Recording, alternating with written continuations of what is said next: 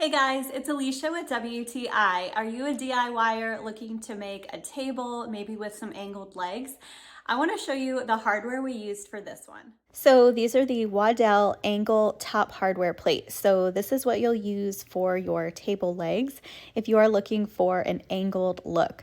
So we have these on a project that we did about 10 years ago, and my husband used these to install these table legs onto this coffee table that he made.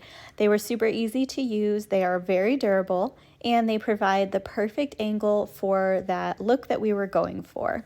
We really love the way that they look. I think that they're really streamlined, and even though you don't really see them, when you do get a glimpse of them, they are nice to look at. They're very sleek, and they are definitely not an eyesore.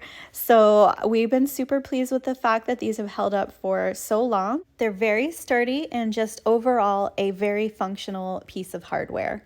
So we were really happy with this project and how it's turned out and how well it's lasted. And that's my point of view.